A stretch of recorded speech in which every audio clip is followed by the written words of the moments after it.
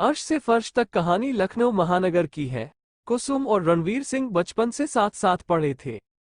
MBA की पढ़ाई के बाद कुसुम ने जॉब कर ली और उधर रणवीर सिंह ब्रेक लेकर सिविल सर्विस की तैयारी कर रहा था।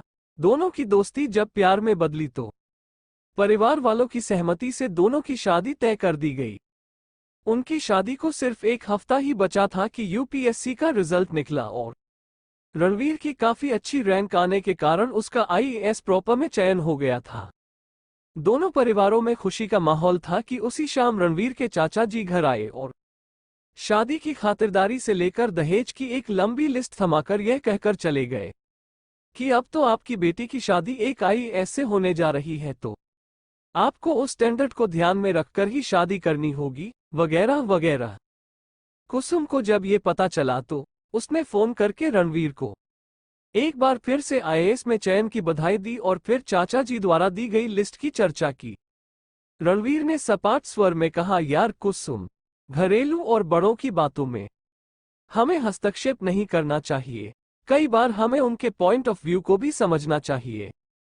कुसुम को रणवीर से ऐसे जवाब की अपेक्षा नहीं थी। उसने उसके बदले हुए स्वर को अच्छी तरह समझ लिया और फोन काटकर अपने पिताजी से कहा, पापा प्लीज आप इस रिश्ते को समाप्त कर दीजिए। मैं 5 सालों तक नौकरी करके एक एक पाई जोड़ लूं और आप अपने फंड की राशि व मकान भी बेंच दें, तो भी हम इस लिस्ट को पूरा नहीं कर सकते। आगे रिद्धि और सुहानी भी तो हैं। कर्ज लेकर भरने का विकल्प भी तो होना चाहिए। आपको बर्बाद करके अपना घर बसा लूं, ऐसी स्वार्थी नहीं हूं मैं स्वयं को संभाल लूंगी और नए रिश्ते की प्रतीक्षा भी कर लूंगी, पर अब जयंत के साथ विवाह तो बिल्कुल नहीं करूंगी। बेटी, रिश्ता तो मैं समाप्त कर दूंगा, पर ऐसे नहीं। कहकर उन्होंने वो लिस्ट उठाई और बाहर निकल गए। अगले दिन सुबह कुसुम के फोन की घंटी बजी तो पाया कि रणवीर सिंह की कॉल है। जी रणवीर जी, सुबह सुबह कैसे हैं आप? कुसुम ने कहा। कुसुम, यह क्या है? तुम्हारे पापा ने हमारे विरुद्ध दहेज मांगने की एफआईआर करा दी है थाने में। थानेदार हम सभी को थाने लेकर जा रहा है। अरे यार रणवीर, घरेलू और बड़ों की बातों में हमें हस्तक्षेप नहीं करना चाहिए। कई बार हमें उनके पॉइंट ऑफ व्यू को भी समझना चाहिए, कुसुम ने बड़े शांत स्वर में कहा और फोन काट दिया। थाने में कुसुम व कुसुम के पापा भी बुलाए गए। रणवीर सिंह की तरफ से समझौता करने के साथ साथ विवाह करने की भी बात कही गई, किंतु कुसुम ने विवाह व समझौते से स्पष्ट मना कर दिया। फलतः रणवीर सिंह व उनके परिवार के पुरुष सदस्यों का चालान काटकर जेल में भेज दिया गया। उसी शाम कुसुम के घर थानेदार यशवंत सिंह आया और उसके पापा से कहा, सर मैं आपकी बेटी की दिलेरी से प्रभावित हूं। मैं अविवाहित हूं और ऐसी ही लड़की से विवाह करने का इच्छुक हूं जैसी आपकी बेटी है। यदि उनकी सहमति हो तो मुझे और मेरी मां को खुशी होगी। 12 वर्ष बाद एसपी यशवंत सिंह अपनी पत्नी कुसुम व बच्चों 8 साल के निखिल व 5 साल की सौम्या के साथ देहरादून जा रहे थे। बच्चों को टॉयलेट जाना था, इसलिए रास्ते में डोईवाला के पास एक छोटे से गांव के छोर पे बनी चाय की दुकान में रुक गए। कुसुम बच्चों के साथ एक ढलान की तरफ चली गई तो यशवंत सिंह ने चाय का ऑर्डर दे दिया। कुसुम लौटकर आई और वह भी चाय की प्रतीक्षा करने लगी।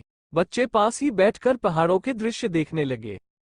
एकाएक कुसुम ने यशवंत सिंह से कहा, ये चाय विक्रेता रणवीर सिंह जैसा लग रहा है ना? यशवंत ने गौर से देखा और उठकर उस दुकानदार से कहा, अरे रणवीर, तुम यहाँ कैसे? 2 गिलास में चाय छानकर उन दोनों के बीच में रखते हुए दुकानदार ने एक स्टूल घसीट लिया और उन्हीं के पास बैठते हुए कहा, सर, एक चूक कितनी बड़ी क्षति पहुंचा सकती है, इसका आभास अब मुझे हो चुका है। यदि पिताजी और चाचा जी को मना कर देता उस लिस्ट को बनाने से तो शायद आज मैं कहीं और होता।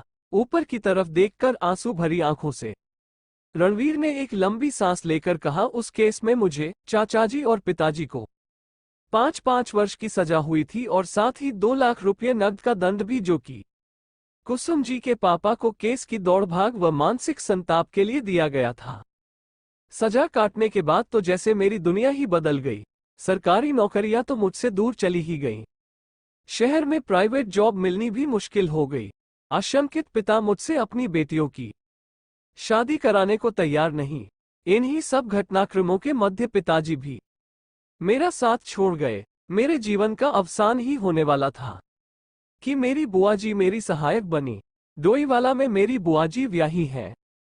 वे ही मुझे यहाँ ले आई और यही इस गांव के एक दीनहीन परिवार की विधवा बेटी से मेरा विवाह भी करा दिया। यह मेरे ससुर की दुकान है और मैं इसकी देखरेख करता हूँ। सर, जीवन यापन के लिए कुछ न कुछ तो करना ही पड़ता है। कृपया मेरे विषय में किसी से न बताएं, अन्यथा मुझे यहाँ से भी भागना पड़ेगा। अपने आंसू पोंछते हुए कुसुम ने कहा। बच्चे आदि पिछले ही साल जुड़वा बेटियां हुई हैं। दोनों स्वस्थ हैं। रणवीर सिंह ने कहा। आप निश्चिंत रहिए, हम आपके विषय में कभी कुछ नहीं कहेंगे। आप अपने परिवार के साथ खुशहाल रहिए। कुसुम ने कहा और खड़ी होकर बच्चों से कहा, आओ चलो बच्चों, गाड़ी में बैठो चलकर। यशवंत ने रणवीर को उसके मना करने के बाद भी 10,000 रुपये और अपना कार्ड देते हुए कहा, रणवीर, जो हुआ वो तो हो चुका है। भविष्य में तुम्हें किसी भी प्रकार की कोई प्रशासनिक या आर्थिक सहायता की आवश्यकता हो तो बिना झिझक मुझे कॉल करना। अपनी बच्चियों को उच्च शिक्षित व उच्च विचार वाली संस्कारवान अवश्य बनाना। ओके बॉय, कहकर यशवंत सिंह अपनी गाड़ी में बैठे परिवार के साथ आगे बढ़ गए। उनके पीठ पीछे रणवीर कृतज्ञता से हाथ जोड़े खड़ा था।